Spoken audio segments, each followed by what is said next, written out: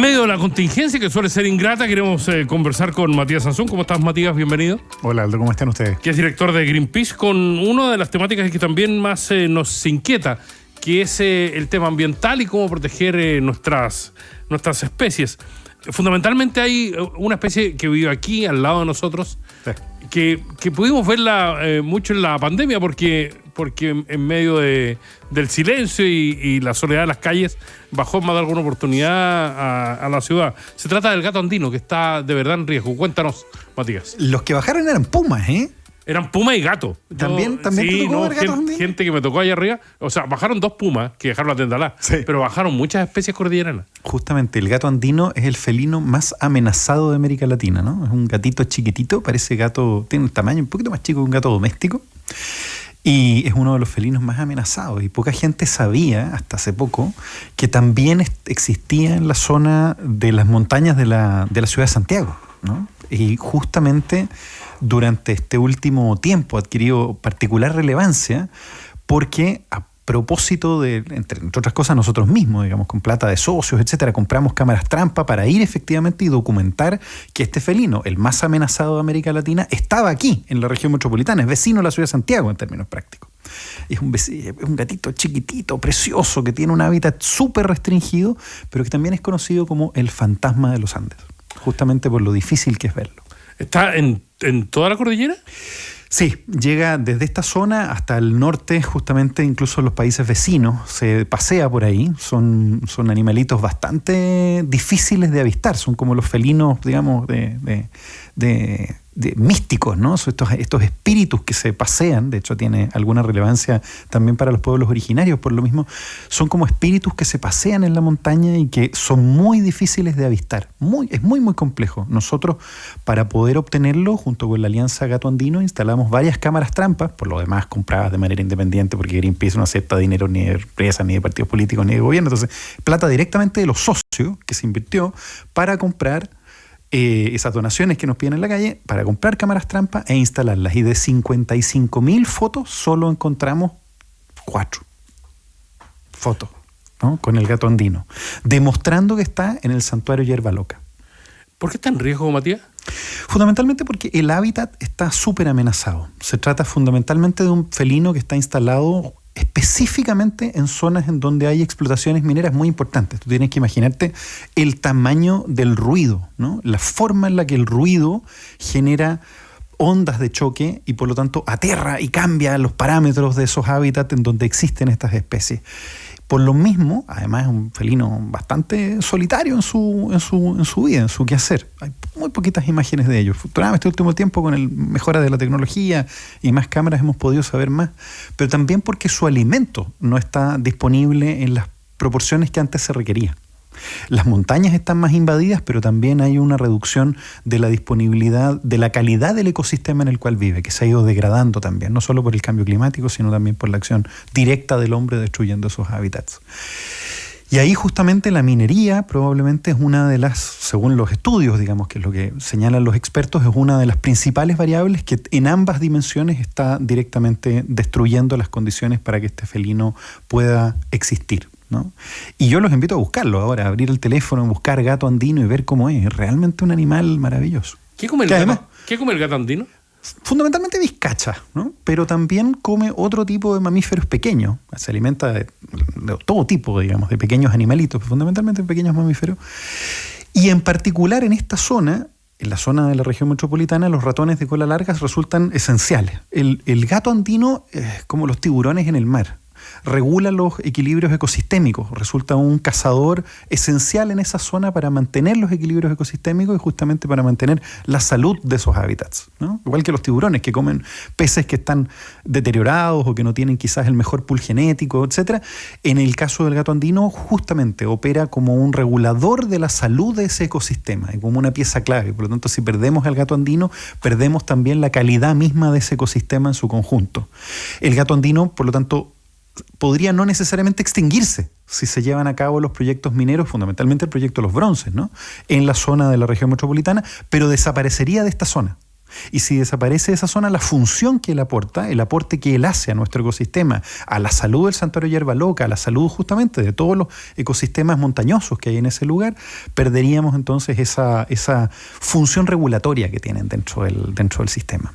¿Cómo la situación de los proyectos mineros en la precordillera de Santiago ha estado desde hace mucho rato Así es, en el debate? ¿Qué pasa con los glaciares? ¿Qué va a pasar con el agua? Y con los ratones y con la larga, entre otras cosas, porque justamente los mencioné justamente porque están apareciendo muertos en las nacientes justamente en donde están los ríos que están justamente debajo de los proyectos mineros de esa zona. Están apareciendo muertos, el SAC no hace nada. ¿Y cómo está eso? No tenemos respuesta. No sabemos qué es lo que está pasando desde el punto de vista de investigaciones, pero sí sabemos, por ejemplo, tú mencionaste los glaciares. Sabemos que los glaciares están siendo deteriorados, sabemos que tenemos un récord histórico de destrucción de glaciares en la zona metropolitana. Sabemos también que hay un lobby muy fuerte de parte de esas empresas mineras para no avalar una ley de glaciares, ¿no? Yo llevo más de 15 años en Greenpeace y en estos 15 años hemos intentado varias veces cambiar la normativa hasta estuvimos todos de acuerdo en proteger los glaciares en la Constitución. Lamentablemente por esos procesos no se logró el acuerdo nacional para todo lo que requería un cambio constitucional, pero estamos todos de acuerdo que el agua es una prioridad. Particularmente cuando todos hemos visto que desde el Costanera hacia arriba el Mapocho prácticamente no trae agua. Y esa agua es justamente la que viene de las zonas de nacientes de cuencas en donde se emplazan los proyectos mineros con los cuales estamos hoy día en pugna, ¿no? Esos proyectos mineros están deteriorando campos de nieve utilizando agua. Ellos señalan que no están usando tanta agua, que están usando siempre la misma, pero cada vez llueve menos. Lo que significa que proporcionalmente cada vez hay menos agua. Lo que significa que proporcionalmente cada vez consumen más agua. Y esa situación, en términos prácticos, hoy día amenaza a la ciudad de Santiago. Recordemos que estos proyectos no solo están identificados como proyectos, particularmente el proyecto de los bronces, ¿no? Está identificado como un proyecto que ya sabemos que removió glaciares y que destruye glaciares, sino que además quiere ampliar su rajo en una de las zonas en donde los glaciares resultan más importantes para entregar agua en los momentos en los que no hay precipitación, donde la nieve ya se derritió, lo que queda es deshielo glaciar. Y ese deshielo glaciar hace la diferencia, esa es la importancia de los glaciares, hace la diferencia entre la desertificación completa y que haya un hilito de agua que sostiene la vida en esos periodos de mayor alzas de temperaturas en el verano, por ejemplo. Por lo tanto, los glaciares resultan, igual que el gato andino, esenciales, ¿no? Para que esos ecosistemas permitan mantenerse saludables. Y por lo mismo es que estamos levantando la voz. Por lo demás, el proyecto de los bronces, entre otras cosas, también está rechazado técnicamente por las entidades técnicas, pero aprobado políticamente por el gobierno del presidente Boric. Rechazado nada menos que porque deteriora la calidad del aire y podría afectar a la región metropolitana de manera decisiva. Porque las tronaduras ocurren en una zona de altura, con altos vientos, y esas tronaduras levantan material particulado, que no solo se va a depositar sobre los glaciares, aumentando. Pasa lo mismo que con los autos, ¿no? Un auto de techo negro se calienta mucho más, absorbe mucha más calor. Un glaciar blanco o la nieve que recibe tierra encima, esa tierra acumula calor y por lo tanto va aumentando la velocidad en la que el hielo se derrite y por lo tanto en la que se pierde masa glaciar. Se produce un retroceso mucho más brutal y muy específicamente una pérdida de la densidad total del glaciar, de la masa total del glaciar, quiero decir. Por lo mismo, entonces, la calidad del aire no solo nos va a afectar a nosotros, sino que va a deteriorar todos esos ecosistemas que son nuestra cuenta corriente de agua para justamente permitirnos en el paso adaptarnos a este futuro climático con mayores aumentos de temperatura, con ríos, con verdaderas tormentas, con ríos aéreos cayendo sobre las ciudades, pero en donde durante el resto del año prácticamente no llueve. Por lo tanto, resulta esencial de tener este tipo de proyectos que resultan, la verdad, atentatorios contra la calidad de la ciudad de Santiago. Y quiero repetirte, desde el punto de vista técnico, este proyecto está rechazado, pero fue aprobado políticamente por una movida que todos sabemos cómo ocurre en este país, en donde el lobby minero se pone arriba, dice, aquí mando yo, y los gobiernos dicen, bueno, ya. Y se aprobó. Pero nadie sabe que esto está pasando. Y por eso mismo es tan importante levantar la voz. Podemos partir hablando del gato andino, pero en realidad estamos hablando, tú dijiste, para proteger nuestras especies. Yo diría que es para protegernos a nosotros mismos también. Sobre todo, además, de la barbaridad que significa que operadores políticos terminen finalmente cediendo ante presiones de industria en desmedro de todos nosotros. Matías Azun, conversamos con Matías Azun, que es director de Greenpeace en Chile. Matías, había muchas expectativas puestas en torno a un gobierno que traía ideas nuevas y traía mucha gente joven a tomar decisiones. Sí. ¿Hemos avanzado a ese respecto desde hace 2 años a esta parte, no? Yo te diría que siempre, cuando nos preguntaban esto al principio, ¿no? ¿Le cree usted al nuevo gobierno? ¿Cree usted que esto va a cambiar? La sensación que teníamos nosotros es, dejemos que los hechos hablen, ¿no? No le pongamos fichas a nadie, sin importar el color político, antes de que las cosas hablen. Y a pesar de que siempre todo gobierno hace cosas bien, en términos prácticos, esta cuestión que estamos mirando en este momento puntualmente, el proyecto de los bronces, la verdad resulta una verdadera aberración. Particularmente por la forma en la que fue aprobado. Quiero insistir en el punto, está rechazado técnicamente porque no sabemos qué impacto puede tener en la calidad del aire en una de las ciudades más contaminadas del planeta, en donde la calidad del aire mata a cientos de miles de personas en una década, por ejemplo, ¿no? En donde la calidad del aire es una de las principales razones por las cuales la calidad de vida no es buena en esta ciudad, en la ciudad de Santiago. Vivimos en una de las ciudades más contaminadas del mundo, y eso que no tenemos grandes industrias se debe fundamentalmente a la cantidad de material particulado que hay arriba. Por supuesto, la leña juega un papel súper importante, pero ¿para qué empeorarla aún más? Especialmente, la calidad del aire varía cuando no hay agua. Por lo tanto, no solo son las tronaduras, no solo es el material particulado que aporta, sino también la sequedad que le va a aportar a la ciudad de Santiago. Y cómo esa sequedad, en la práctica, se va a traducir en más polvo. Por lo tanto, de nuevo, mi evaluación es que en este punto en particular, el gobierno no lo ha hecho bien. Y por eso que es tan importante que nos unamos, que juntemos la voz, que subamos la voz para demostrar que las expectativas no tienen que estar puestas en un político u otro, que siempre va a estar sometido a los avatares del poder, a la billetera más grande finalmente, sino a lo que nosotros como ciudadanos podemos decir. Fueron las personas las que nos permitieron comprar las cámaras trampas para detectar al gato andino, y ahora que sabemos que existe el gato andino, sabemos que hay algo más que cuidar. Sabíamos que habían glaciares, pero las fotos satelitales también las pagaron los socios cuando estábamos buscando. Es la gente. Entonces, tú me preguntas, ¿la esperanza en un gobierno? Siempre va a depender del momento político, de la astucia, de la capacidad que esos gobiernos tengan realmente de gobernar.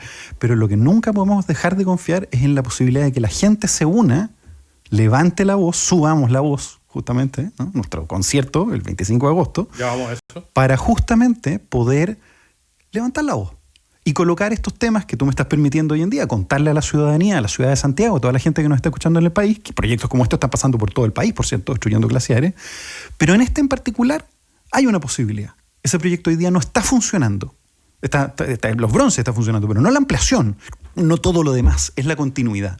Y las condiciones en las cuales eso se puede llevar a cabo hoy en día no están. Hay que pararlo. Oye, Matías, antes de ir al concierto en específico, quería preguntarte por un tema que estuvo en debate hace algunos días nomás. Si hay una ley que comprobadamente está mal hecha en Chile, es la ley de pesca. Sabemos la importancia que le da Greenpeace a los océanos. Sabemos en qué condiciones se hizo, sabemos la vergüenza que significó la tramitación inicial y sabemos la urgencia de hacer una nueva. Sí. Pero ese debate de alguna manera se vio contaminado por...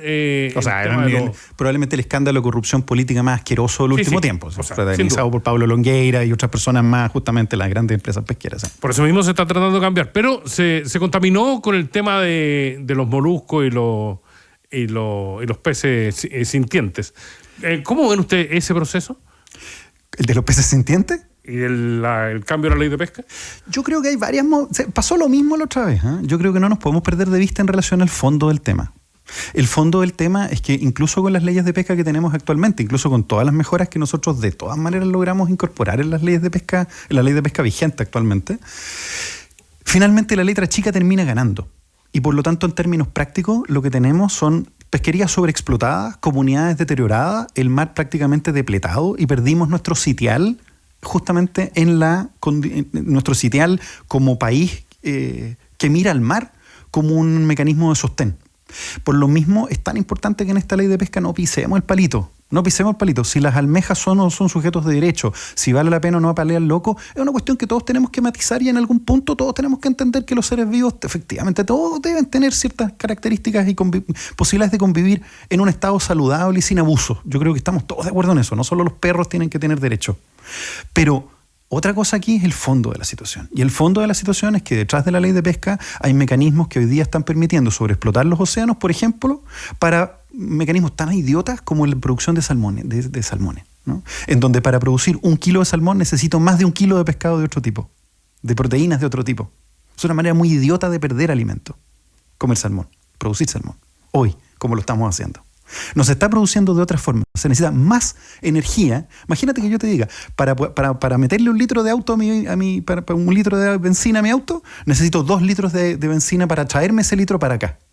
Nadie. Esa economía no da. Y esa economía está subsidiada. Y está subsidiada porque hay alguien que está mirando para el lado, en la destrucción, en las consecuencias, en las externalidades, como se le dice. Hay un mecanismo que está subsidiado. Es lo mismo que pasa con la energía. ¿Podemos producir energía barata con el carbón? Sí, podemos producir energía barata con el carbón. Pero ¿qué pasa con las comunidades? ¿Qué pasa con las bahías que están llenas de contaminación? ¿Qué pasa con el cambio climático? ¿Qué pasa con la falta de lluvia después? ¿Qué pasa con el arsénico que cae, por ejemplo, en Quintero Puchuncaví? Cuando se mira para el lado, la economía no está saludable. Y hoy en día eso está pasando en la ley de pesca. Y es justamente por eso que esa es tan importante como herramienta para subsidiar otros mecanismos. La minería, por ejemplo, volvamos a hablar de los bronces. Podemos decir que la minería produce desarrollo, produce empleo. Claro, pero a costa de nuestros pulmones, de la calidad del aire, del futuro de nuestros hijos, del costo de nuestras propiedades, que ya no van a ver lo mismo si la ciudad de Santiago no tiene agua. Ahí es donde hay que levantar la voz. Ahí es donde justamente no nos alcanza con la matemática, con un Excel chiquitito, ¿no? Del tipo que en realidad lo único que está haciendo es trabajar para el que le pone la plata, para el que pone la música, para el que ahí te está diciendo cómo tiene que ser la realidad, ¿no? A propósito de levantar la voz, están programando un concierto, ¿no?